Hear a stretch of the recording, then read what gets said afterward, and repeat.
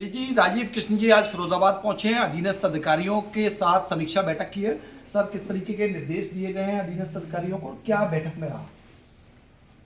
शासन की प्राथमिकताएं बड़ी स्पष्ट हैं।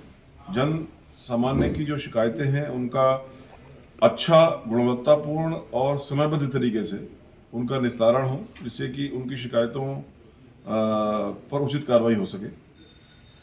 सही समय पर तत्काल एफआईआर दर्ज हो, उन एफआईआर में प्रॉपर इन्वेस्टिगेशन हो और अपराधियों के खिलाफ और संगठित अपराधियों के खिलाफ कठोर कार्रवाई हो। इन सभी बिंदुओं के ऊपर विस्तार से समीक्षा की गई है। सभी गस्टेड ऑफिसर्स यहाँ मौजूद थे। जिन क्षेत्रों में, जिन बिंदुओं पर कुछ कमी परिलक्षित हुई है या जहाँ ज़्यादा सुधार की आवश्यकता है, उनको भी इंगित किया गया है और मैं समझता हूँ कि वहाँ पर अभी भविष्य में और सुधार होगा सामने। सर, किस तरीके के निर्देश अधिकारियों को और दिए गए हैं? कौन कौन से थाना क्षेत्रों को लेकर या किन किन क्षेत्रों में क्राइम का ग्राफ जो है बढ़ा हुआ है, या क्या निर्देश दिए गए हैं? जो इन जनरल जो जन सामान्य की शिकायतें होती हैं उसका आकलन हम लोग आईजीआरएस की गुणवत्ता के आधार पर करते हैं, आईजीआरएस की रैंकिंग के आधार पर करते हैं। जनपद फिरोजाबाद पिछले महीने पूरे प्रदेश में 5वें रैंक पर था और मेरी अपेक्षा भी है और मुझे विश्वास भी है कि इस बार वो प्रथम स्थान पर रहेगा। इसी प्रकार से जो इन्वेस्टिगेशंस हैं उनमें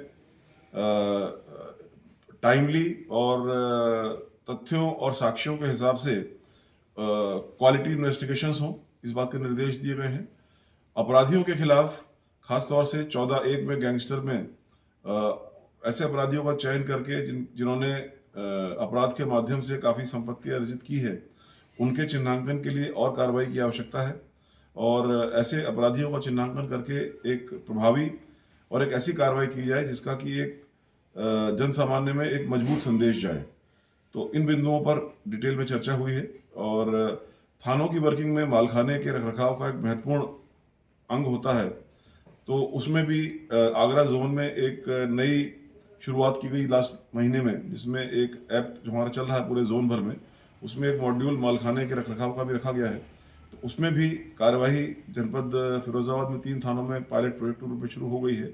उसके सकारात्मक परिणाम अभी तक सामने आए हैं और उसको भी आगे कंटिन्यू किया जाएगा। सर, बोर्ड परीक्षाओं को लेकर पुलिस की किस तरीके की मुस्तैदी रहेगी?